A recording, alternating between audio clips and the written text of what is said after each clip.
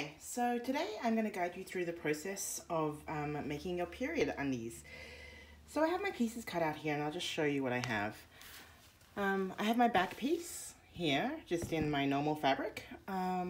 Today I'm using a cotton spandex blend. And my front piece, also in the cotton spandex blend. I have a wicking layer cut out in my gusset piece. And today I've used a piece of merino rib knit. It's just has to be something that doesn't absorb moisture, that it wicks it away from your body. So that's important. I have my waterproof layer. I thought red would be an appropriate color. This is PUL, so it's commonly used in diaper making for diaper covers. So I had some of that left over from when my kids were little. It's got a polyurethane membrane laminated onto like a knit fabric, so it actually has a bit of give, so it's pretty ideal for this.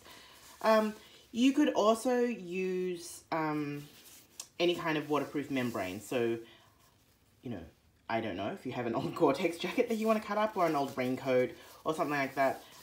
This is actually breathable, so that's why I prefer this. You know, obviously like a Gore-Tex or a waterproof breathable membrane from like an old rain jacket or rain pants or something would also be an appropriate choice. And then I have my absorbent fabric. So this is Zorb, Z-O-R-B. So this is like a proprietary product. It's meant to, I think it's meant to absorb, like, I don't know, 1,000,000 times its own weight in moisture, whatever. That's what I had. You can see I've actually pieced it together because I had just scraps. You could also use toweling, like an old towel or flannelette, but you can customize this to your own needs. So what I thought I'd show you is, you know, if I wanted to customize this with an extra layer, so you can see that the Zorb isn't that thick, but you know, depending on, you know, where I need it, I could place this extra piece of absorbency, you know, wherever I think it's important. Anyway, the first thing that I need to do is actually trim this layer. So it's important that the absorbent layer, doesn't go all the way to the seams. So I'm going to cut about 1/2 inch off all the way around this piece. So I'm just going to use my rotary cutter. It doesn't have to be like super duper precise. So just go for it. And yeah, it doesn't matter too much. So I'm just going to cut off essentially my seam allowances. So there's a 1/2 inch seam allowance back here. There's no seam allowance actually on the sides here because it's a fold over elastic, but we just want to not have that in the fold over elastic because then the elastic could actually transmit the moisture, which we don't want. And then this is the front, and again, we don't want, basically we don't want the main underwear material to be in contact with this absorbent layer. We want it to be fully enclosed.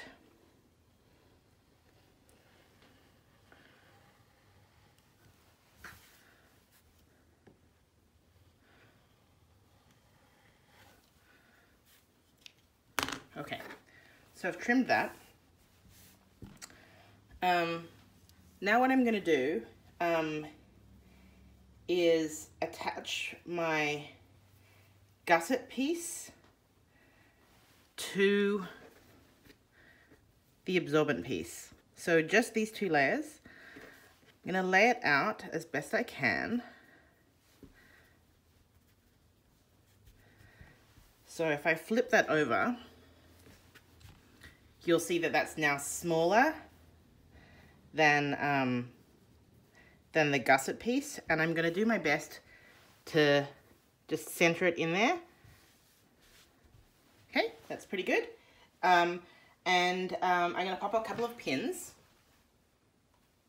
just to make sure it doesn't shift around on me.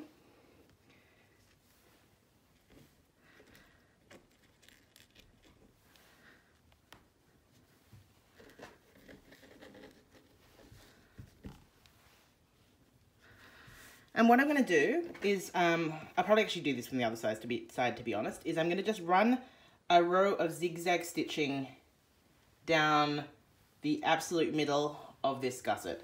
So I'm gonna go do that and then I'll be back.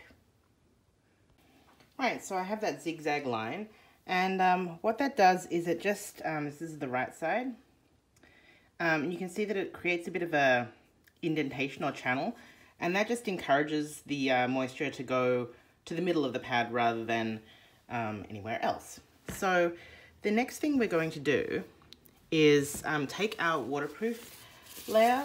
So it's really important that you lay this down so the waterproofness is towards your body. So it depends what you're using. So for example, with this, the waterproof part is this plastic polyurethane laminate part. So this is like if the ground was down that way, I would want this up towards my body. On the other hand, if I were using Gore-Tex, for example, or a waterproof breathable membrane like from a raincoat or rain jacket, then it's designed to keep the rain out, okay? So, and designed to let your body moisture, so it keeps the rain from getting to your body, but allows the moisture from your body to get out. So you would actually flip it the other way so that the like rain barrier side would be towards your body. So you just have to think about that a little bit because you don't want this layer to wick moisture away. So I'm going to lay this down and match it up as well as I can. Now, just kind of the nature of the beast is that things shift around a little bit when, oops, that's the wrong way around. That's why it's not fitting so well. Oops. Okay, that might help. But the nature of the beast a little bit is that things shift around a little bit when you're cutting. So sometimes the layers don't line up precisely.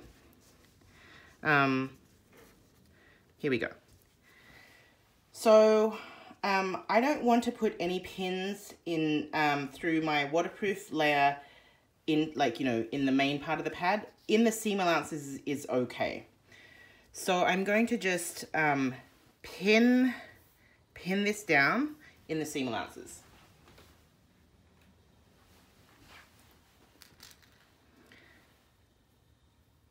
So I'm really staying just like a 1/4 of an inch in.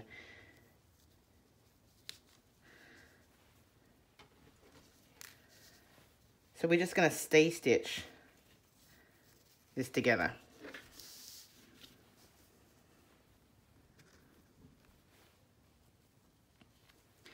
So I'll continue pinning that in a minute. But what I'm going to do is I'm going to stay stitch actually around the entire pad using a narrow zigzag stitch. So just right on the edge, like a 1/8 of an inch in, just a narrow zigzag. And I'll be back to show you. Okay, I'm not going to lie. The PUL is super slippery, and this will probably cause you a bit of aggravation. But hopefully you can do it. I think, so for me particularly, this rib knit is really, really stretchy. And so it's just tough. Anyway, I managed to do it, and hopefully you will too. And I've trimmed it up a little bit. So I had a few areas, you know, like this where it wasn't exactly matched up. So you can just go through and trim those up. Take the PUL as your guide because, or, you know, your waterproof layer, because that's going to be the rigid layer. So I would take that as your guideline. Okay, so now let's start putting these together. So I'm going to take my front piece and I'm going to lay it down with the right side up.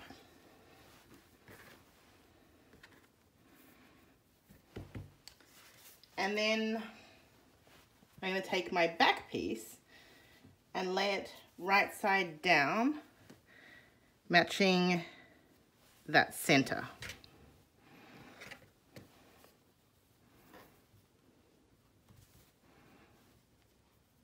So you can kind of see where it was folded. Then I'm going to lay my gusset piece down. I'm going to identify the back, and that's the bit where it has that straight edge here for the seam allowance, and I'm going to lay that right side down. Okay, and I'm gonna pop a pin. Normally I would pin this way, but because I wanna not pierce the membrane too much, I'm going to actually pin it within the seam allowance.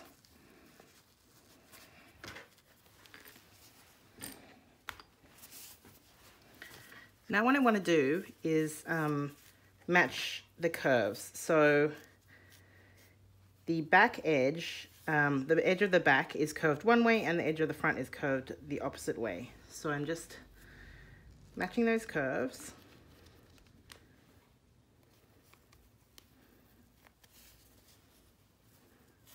As best I can.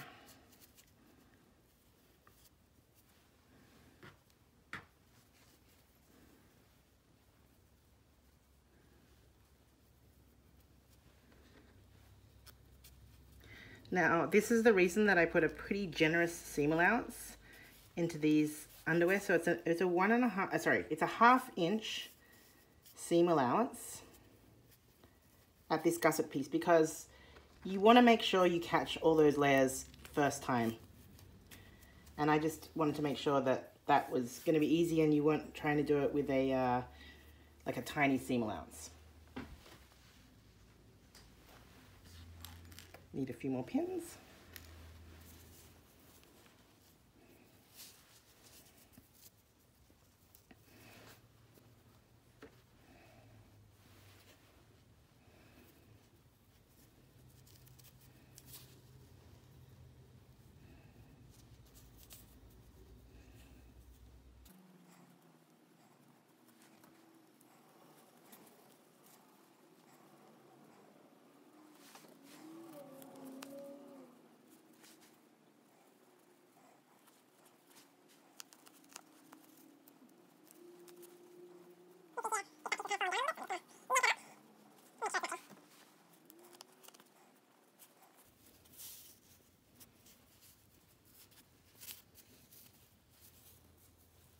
Okay, so I'm going to go ahead and sew this with a half-inch seam allowance. I'm going to use my zigzag on my machine for this because I want to have the most control. So I'll be back when I've done that. Okay, so I sewed that with a narrow zigzag. You can see, so this is my stitching line there. The next thing I'm going to do is I'm going to grade this seam. Obviously there's a lot of bulk there, even though the absorbent layer, you can see the edge of that there is not within that seam allowance. I still want to clip some of this away. So I'm just going to grade out this pad. So I don't think I'm going to touch the actual underwear fabric. I'm just going to cut away some of the excess pad layers.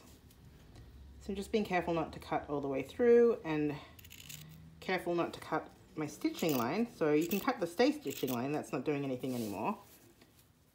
I'm just kind of rolling the underwear fabric back out of the way.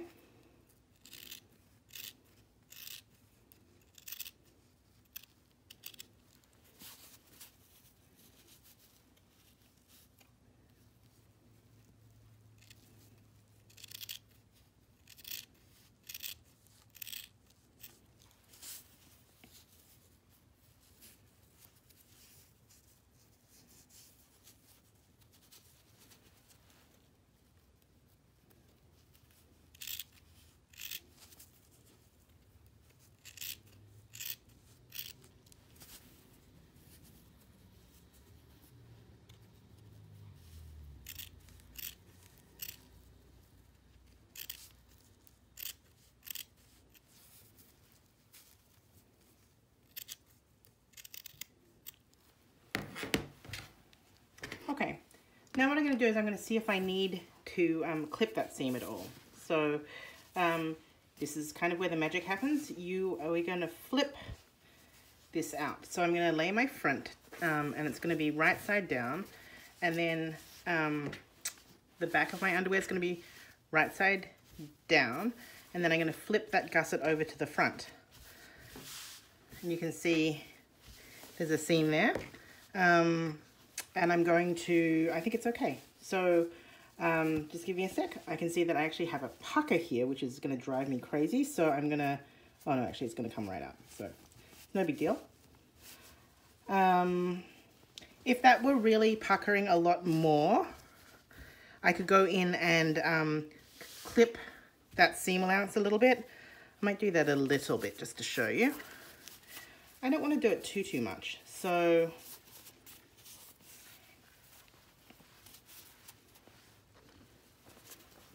just making sure I'm not catching any of the back of the fabric. So I'm just going to cut V shapes.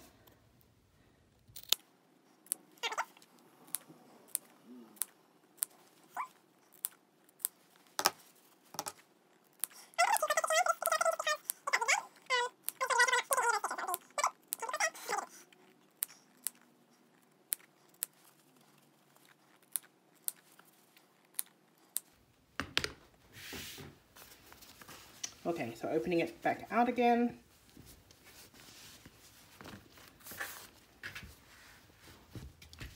So now this is going to be the inside against my body. Okay. So now what I'm going to do is smooth this gusset out against this front piece. And I'm going to zigzag that front edge down to the front of the underwear. Just gonna trim up some of this PUL, which is visible, because we want it, we'll see that on the inside. So I'll trim that. And then I'm gonna just make sure it's nice and flat, lay it down, and pin this along here. And then I'm gonna do a wide zigzag to attach that down to the front of the underwear. Right, so I have sewn that front gusset down with a zigzag. And then this is the right side, so you can see that zigzag. I did it in a contrasting color so you could see. And also my elastic's gonna be black, so it'll match. But you know, you could feel free to do it in a matching thread. The next thing we're going to do is stay stitch this pad down to the fabric. So we want to make it easy when we put the elastic on. We don't want to have any problems with not catching all of the layers. So I'm just going to pin close to the edge, catching like the front piece, making sure I've got the front piece and the gusset pad.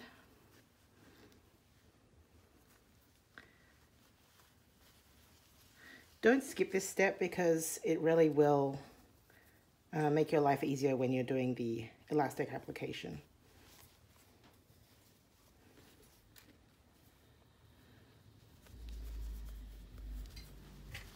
So I've got that pinned. I'll just do a narrow zigzag really close to the edge, and then I'll be back.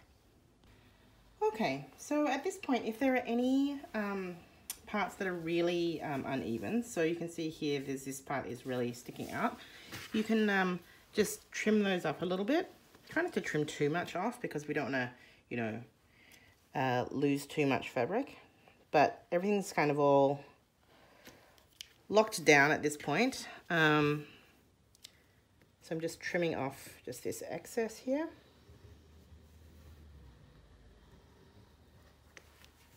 This is just going to make my elastic application a little bit easier.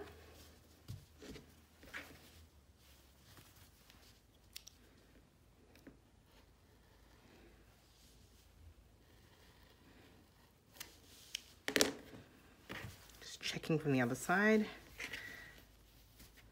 It's all pretty good.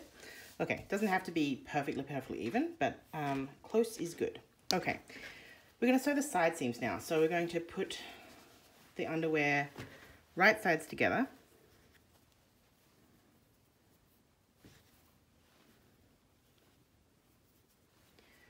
And I'm just going to pin these side seams. These side seams will be sewn with a 1/2 inch seam allowance.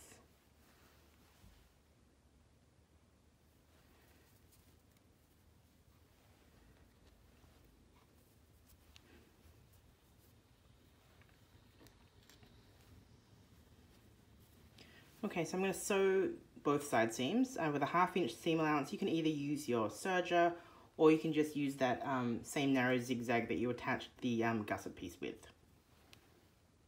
Right, we're looking pretty good here. Looks like we've got some underwear happening. So I'm going to take you over to my sewing machine and show you how I'm going to apply the elastic. I have my 1 inch wide fold over elastic. I've actually pressed a fold into it.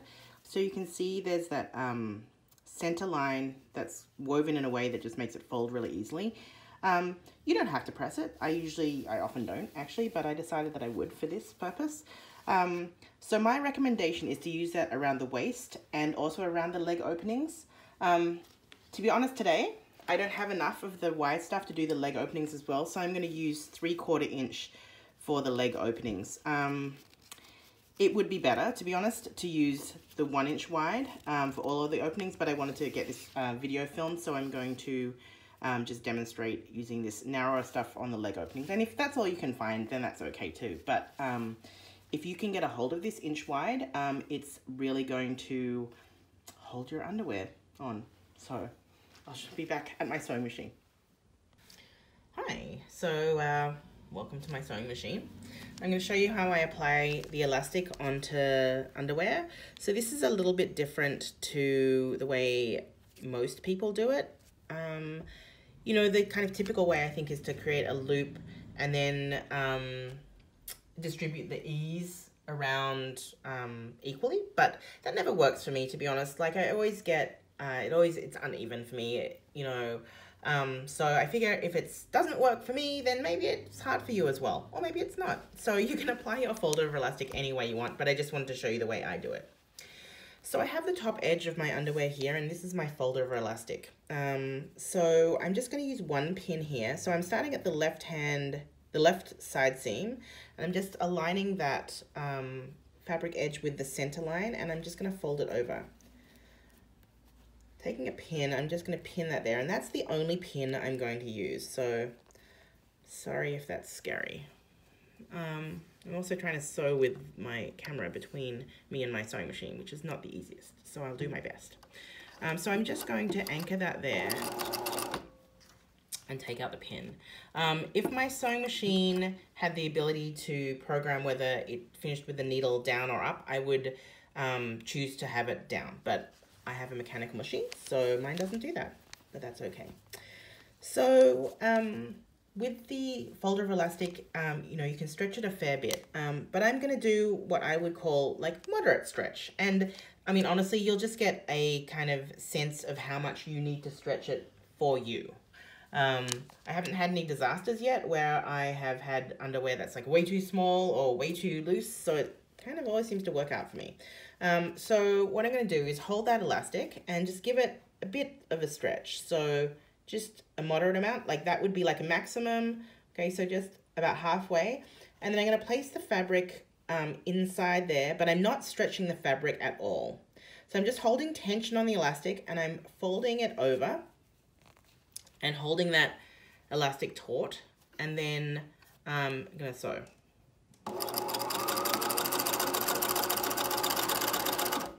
So it's really important that you do not stretch your fabric at all, because that would kind of defeat the purpose. We want to get stretch in the elastic, but not in the fabric. So I'm just giving a moderate stretch, placing the fabric inside, folding it over, keeping that firm, and sewing.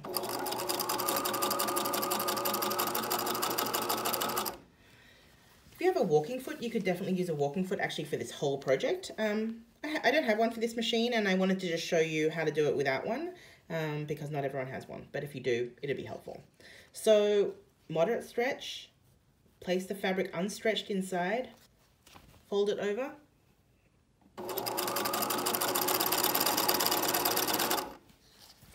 and just continue doing that all the way around. And I'll come back to show you how I do the end. Right, so I'm almost back at the end, back at the beginning.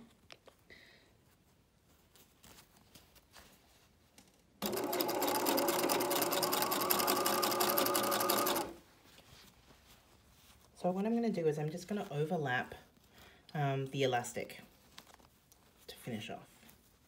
So I've got that stretch on the elastic, and I'm just overlapping it as neatly as I can.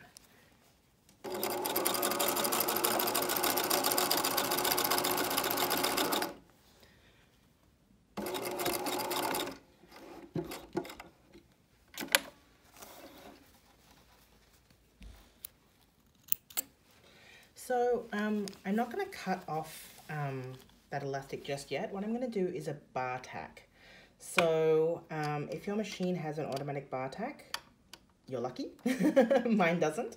So I'm just setting my stitch width for 1.5 and then my stitch length for very short, like I would for a buttonhole. And I'm just going to do a bar tack just down here at the end of that stitching line.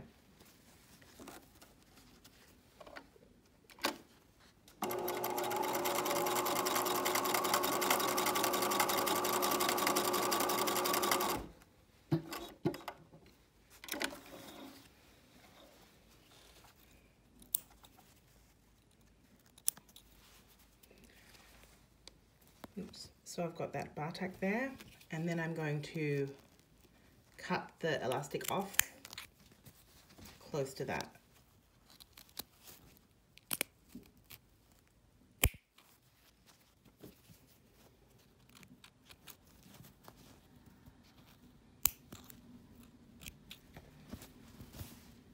And that's what that looks like. I'm going to do the exact same application on the leg openings. So yeah, that's what I'm going to do. And then I'll show you when it's done. Right, so here are the finished period undies. So you can see we have our fold over elastic on the top and around the leg openings. And we have our pad. It's pretty substantial, but it's not crazy. And then it goes up the back as well pretty well. So hopefully you will find these both comfortable to wear and protective. So I hope you enjoyed this.